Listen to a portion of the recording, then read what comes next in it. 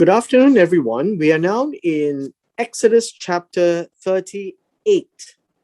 Now, we are in a few chapters here describing the actual construction of the tabernacle, of the instruments of the tabernacle, of the implements of the tabernacle, of the tent, the covering, the fences, and all of these. And there's a lot of detail that we've gone through.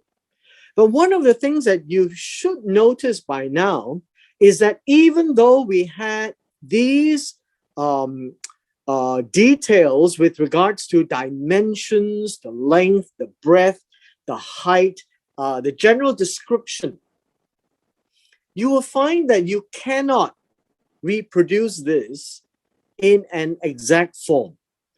Why then are they given?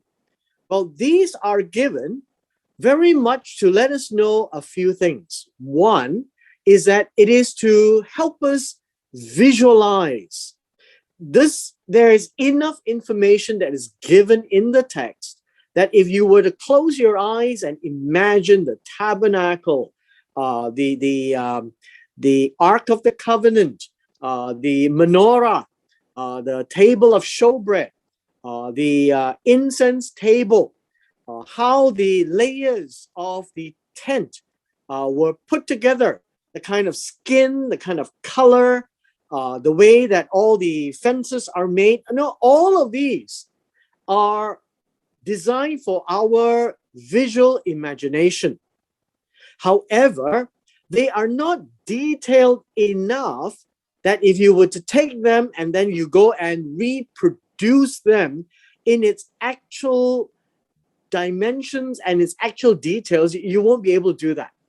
And the reason why we can't is because there's a lot of details with regards to the minute artistry, how the cherubim looks like, how the wings look like, all the artistic features which God then gave to Bezalel and Oholiav, and so that they too can instruct the artisans to be able to fit it all together in the manner that God showed Moses in Mount Sinai.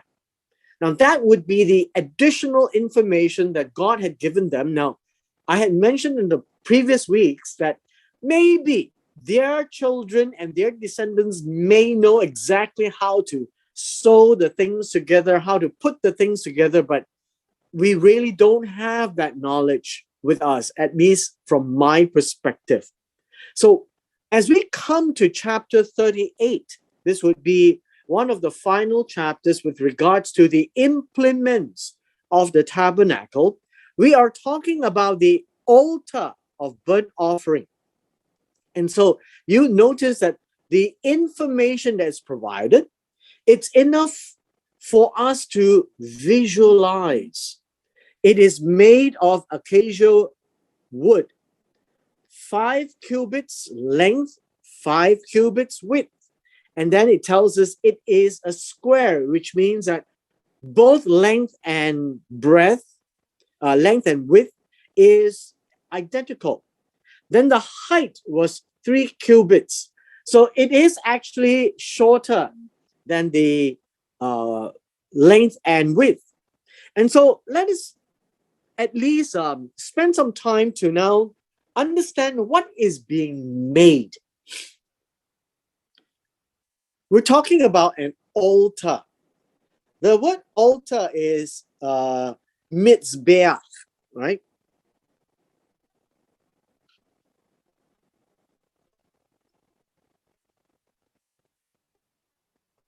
Now, this is in Hebrew, mitzbeach. Although when you read it in English, it's like Miss Beach. That's not how it's pronounced. It's mitzbeach. And all through, altars have been described all the way from Genesis chapter 12. All right. So it has been around for a long time. In fact, in chapter 8, when Noah came out of the ark, there is already the mention of an altar. And then Abraham was another mention of the altar. And perhaps at the time of Cain and Abel in Genesis chapter 4, where they brought offerings, the word altar wasn't given, but we should have a sense of what it is. Now, an altar is actually a place. Well, let me just put this down here, right? A place for sacrifice. And it's usually, in the old days, a stack of stones. And besides being a sacrifice, you will also see that an altar was also a place of memorial, because it was a stack of stones. And no, in the book of Joshua, we read that where they brought 12 stones and they stacked it together. And understand that in this particular case, for the purpose of the tabernacle, the altar is a functional altar. And so it is no longer a stack of stones, but a very well-designed area. And it's told that it was for burnt offering. Now, the word burnt offering is one word, by the way. The word burnt offering is olah, right? Olah. And the idea of an olah is that olah basically comes from a root word of Allah. Now, this is nothing to do with the name of God in the Arabic. The idea here of Allah in Hebrew literally means rising up. Rising up. And so olah is a modification of that word into a noun that reflects something that you do to cause something to rise up, right? To rise up. And what do you do to make something rise up? Is when you take the offering of an animal and you cut it up, and then you light it up with fire. And basically, the sweet smell that's going up, it's not just the barbecue meat, but very much the fat that is burnt. And later on, you will find that God says, in the offering, all fat belongs to Him, because when you burn the fat, what rises up in the burnt offering is that aromatic, I guess flavor or the scent that rises up to heaven. And that is the purpose of the altar of burnt offering. So whenever you have something burnt as an offering, call it olah, it's done on the altar, called a mitzbeach. And it's made of wood. Now, in verse 2, you begin to see that he made its horns on its four corners. The horns were of one piece with it, and he overlaid it with bronze. Now, all of these are significant. So since we have some time today, I would want to describe this to you. The word horns is keren. And it is, how should you say, horns in the case of an ox, right? You've got horns. But in the typical sense of the word, for example, this is called horns, right? But now you are talking about an altar.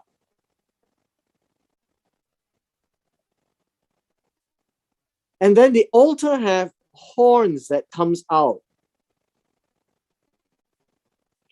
And these are also called horns.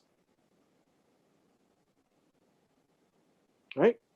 Now, also understand that horns do represent rays. For example, if you recall, Moses' face, right?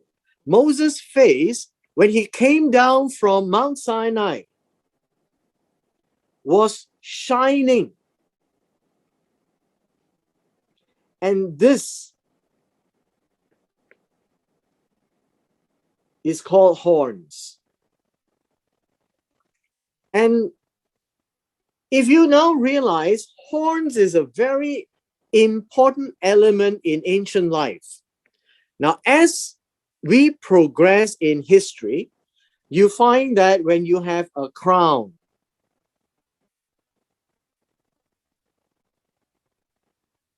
you will also see that these are called horns.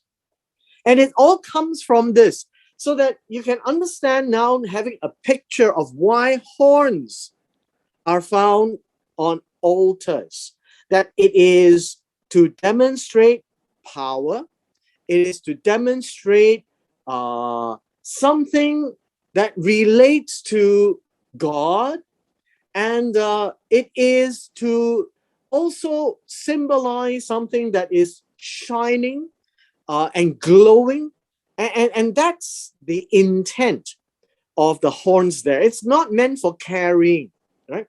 The horns is actually a piece of the altar, and so that they will know that the horns really is about God, right? About power. And so even the pagan worship, in pagan worship at the time of the Israelites, you can also find little household altars with horns, because I've seen them when I was there in Israel, and that's very interesting, because that's how altars have been made all the while.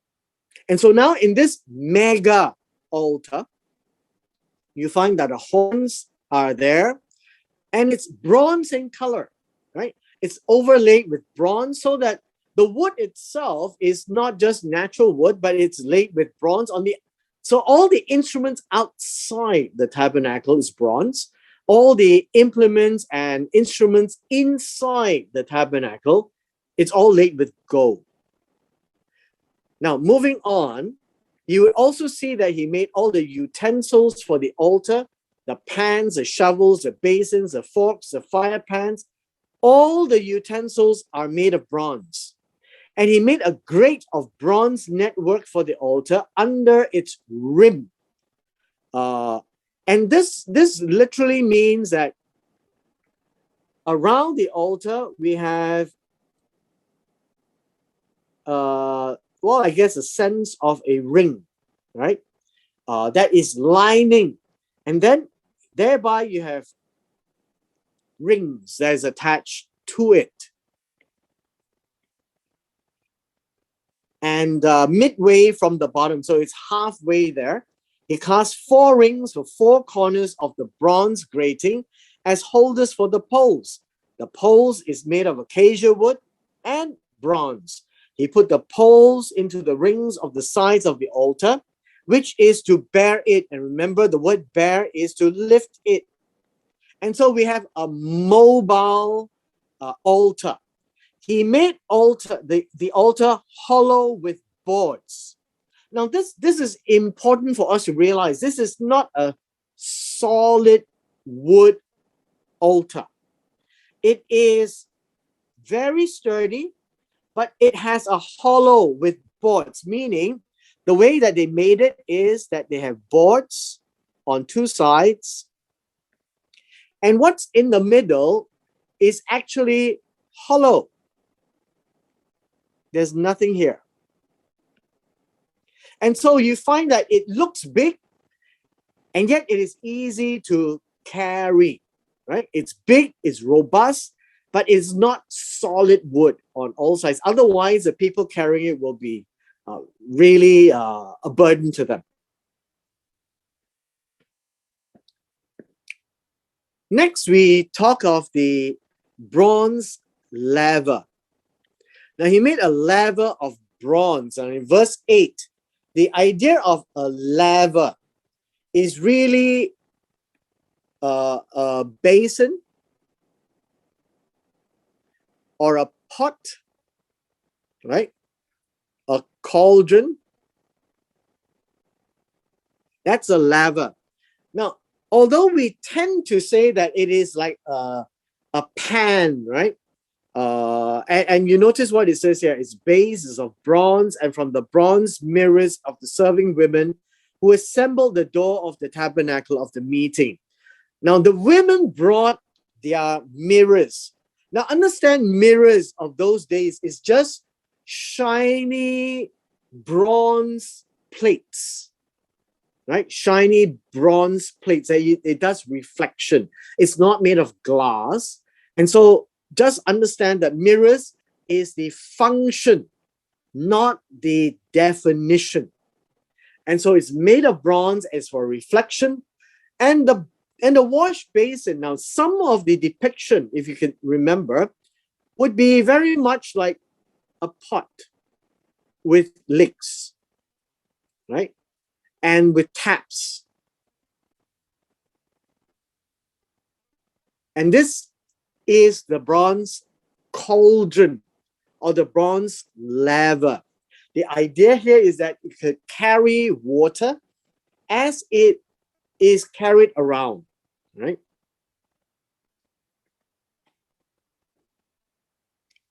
Now from verse 9 onwards, it is about making the court.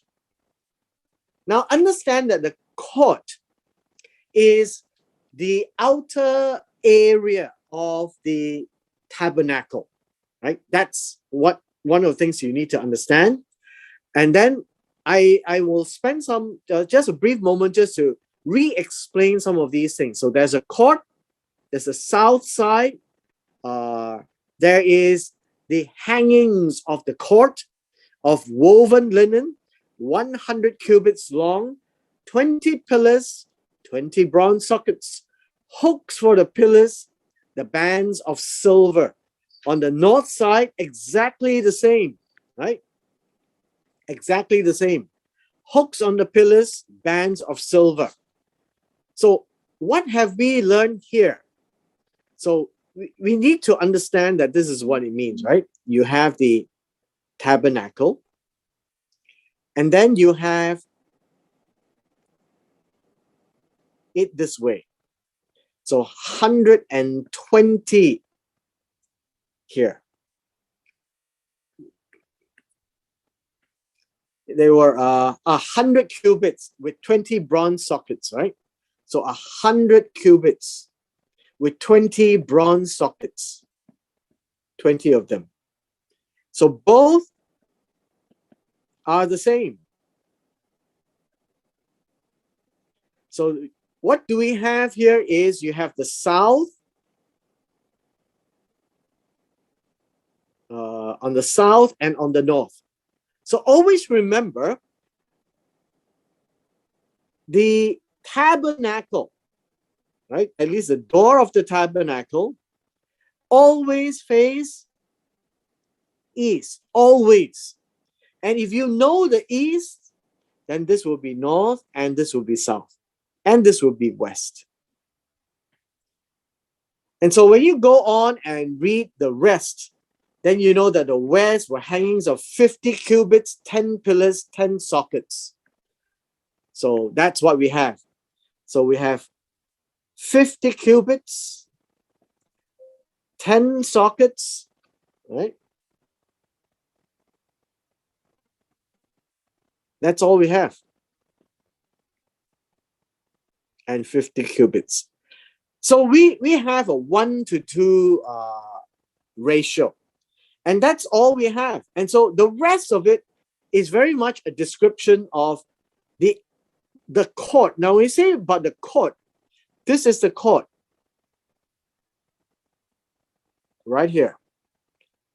Where is the tabernacle? Well, the tabernacle is this one here, which was the first to be made.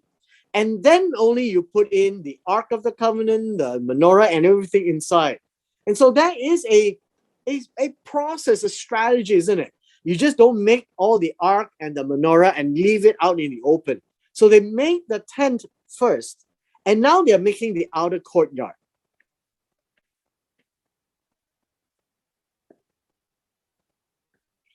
With the outer courtyard, I think you'll find that in verse 18. Now we didn't go through the rest. Let me just briefly just show you where we are.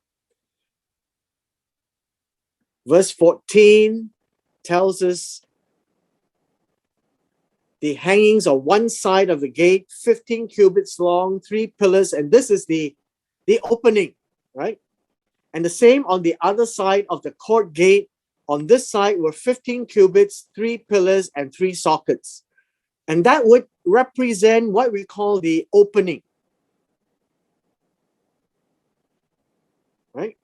And the opening says that there were 15 cubits and 3 pillars.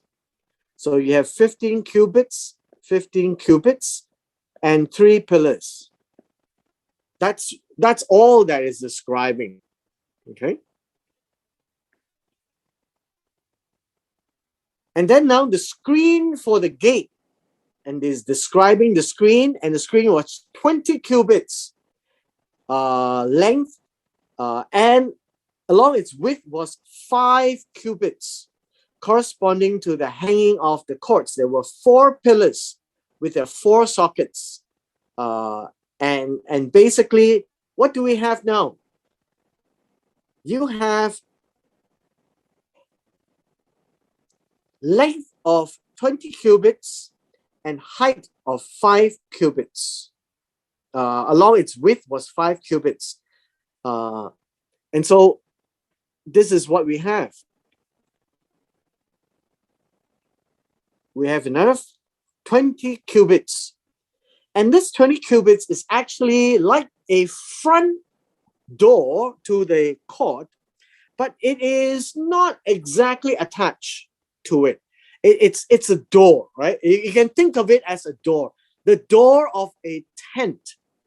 Don't think of doors, even though we use the common word door, that you think of it as our house doors.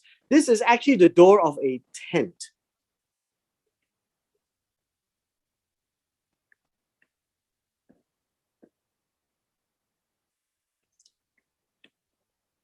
Verse 21, this is the inventory of the tabernacle. The word inventory basically means these are the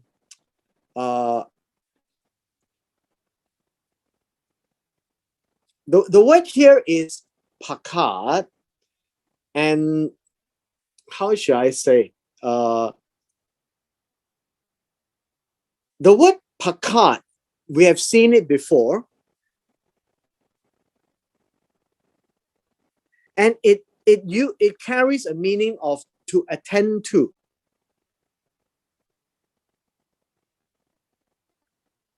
And so in Exodus chapter 20, God says that if you have idols, God will visit your 3rd and 4th generation. And the word visit is pakat, to attend to. And it carries a positive and a negative connotation. So in Exodus chapter 20, it carries a negative connotation, means God is going to visit and will bring punishment. However, it is used here, and the English translate it as inventory. I think it should be better referred to as the items to pay attention, right? The items to pay attention, the tabernacle of the testimony, which was counted according to the commandment of Moses for the service of the Levites by the hand of Ithamar, the son of Aaron, the priests. And so this is an account. This is the things that they are paying attention to very specifically, and that Aaron, the priest's son, Ithamar, is actually compiling, and basically they are to make sure that they can account for it. So when the tabernacle moves, there must be exactly enough items that will be put back together again. So they would be assembled and disassembled, assembled and disassembled, and the Levites are to do that. Now, this is going to be the key of this chapter. Verse 22. But Bezalel, the son of Uri, the son of Hur, of the tribe of Yehudah, made all that the Lord had commanded Moses. And with him was Oholiab, the son of Ahishamach, the tribe of Dan, an engraver and designer, a weaver of blue, purple, scarlet. That tells us that he is a weaver and artisan, right? Now, overall leader of the construction work is Bezalel. He is not the only one doing it. He's the leader. And so he is referred to in this case. And then the reason why I'm saying that this is the key to this chapter is this. Bezalel, the son of Uri, the son of Hur, and of the tribe of Yehudah, it is said that he made. All right. This word made is a multi-purpose made.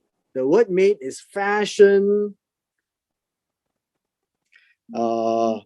produce. We've seen this in Genesis, and it's basically to do. And it in the context would describe what exactly that means in doing. But the idea that I think is trying to convey here is this, that he did all that Jehovah had commanded, had ordered Moses. And so Moses described to Bezalel, and God gave the additional insight. But basically, it is God to Moses, Moses to Bezalel, and Bezalel to Oholiab, and then to the rest, and taught them all how to do these things. But I think the key is this.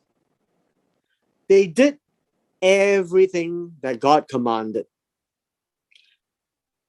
which tells us that in this construction effort, there was no questions asked. The details of the tabernacle, which we were not given, would have been known by Moses and Bezalel and Oholiab, and they were able to deal with the engraving, the pictures, exactly how to weave, how to sew. Now, all these things are part and parcel of the skill set they have, but according to the instructions of God. That is very, very key, right? Extremely important to us.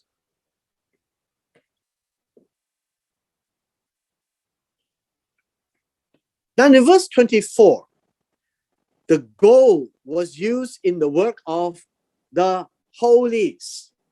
Now verse 24,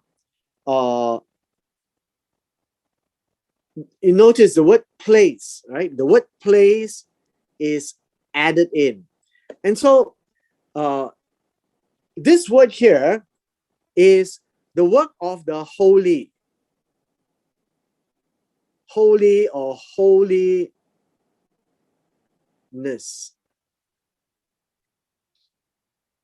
All right. And yes, it is the place of the entirety of the tabernacle.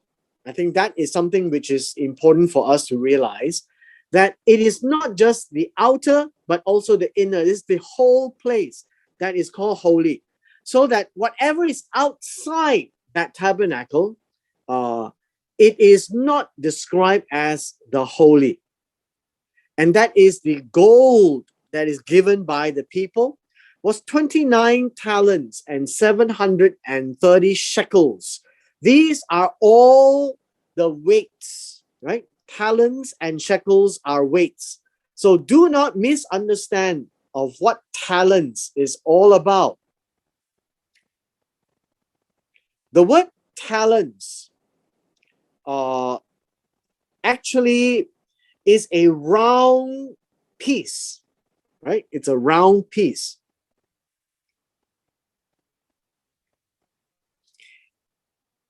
And shekels are also a weight. And I guess here you see that a shekel is about 1/3000th of a talent, or one. Okay, we can say this. The shekels is 1/3000 of a talent of silver. It is 1,005 of gold. And so shekels is a weight of money. And so the value metal is actually used for, it's called precious exchange, right? So talents and shekels are both in weights. So people in those days have precious metals that is used for bartering, and God asked them to give willingly so that the gold and the silver, and of course the bronze, will be used for the purpose of the sanctuary. And so the silver from those who were numbered of the congregation was 100 talents and 1,775 shekels, according to the shekel of the sanctuary, which means that the sanctuary has a weight. And eventually, over time, there is this notion of a temple shekel, that the temple actually produced the coins, right? And they would pay and they would exchange, and this would be given to the temple for temple use. Now, in this case, it's just the beginning of the tabernacle. And here it says, a bakah. Now, this word is clearly somewhere something that we would always see in the book of Numbers. And a bakah is actually half a shekel. And this is for every man ish.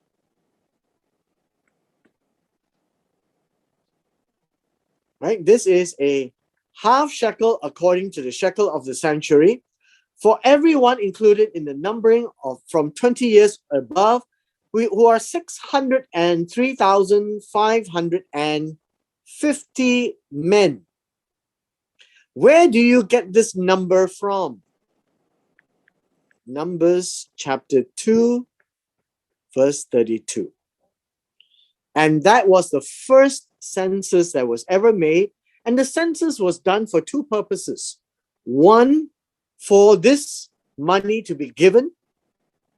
And two, for the allocation of the parcels of land. Now, with this, the half shekel and the silver was put into the sockets, the base of the veil, and the description, right? And then 1,775 shekels for the hooks. And basically, all the previous passages that describes the construction of the court for the gold and for the silver is now in verse 24 to 28, describe how and where they came from. Our last segment is verse 29. The offering of bronze was 70 talents, 2,400 shekels, because 1 talent for silver is 3,000 shekels. And so it is 70 talents and 2,400 shekels, less than 3,000. So it is not 71 talents. And with it, he made the sockets for the door of the tabernacle of meeting, the altar, the bronze grating, that the lining around it in the middle, and all the utensils for the altar, sockets for the court all round, the bases for the court gate, all the pegs of the tabernacle, and all the pegs for the court all round. And so this is basically a description of all made by Bezalel according to the commands of God. And I guess that's why the emphasis is so great in these last couple of chapters with regards to the tabernacle, because they were absolutely obedient. They were picked because they had the skills, they were the best in their the work, and God gave them the extra information, the extra wisdom to know exactly how to do it. We're not told, but we are told that they did everything that God had wanted them to do. And so just a full circle back. In our imagination, we can picture all these items that are made, but we cannot visualize the details of them. And so what I'm trying to suggest is this, that what is in the Torah was given for the people like ourselves and those of the time to listen and to visualize. The extra details that were given to Bezalel and Oholiav and some of the people who were doing the work were the added details that is not meant for our consumption. What is written down is for our consumption. What is not written down is for their consumption, because it's for them to do and not for us to do. And that is, I guess, the difference in the way that instructions are given. And it's not meant for our consumption, also because there is no need for us to know that we don't idolize any pieces of it today. Right? And that is what God is most afraid of. And when there is no temple and people have portions of them, they could misuse some of these things and idolize it. And so I guess when you look back at how they made it, I guess the discipline, the attitude, the self-sacrifice, the giving of themselves to this work, the people participated, and God only wanted free will offering. God didn't want anything mandatory. The only thing mandated is for the men.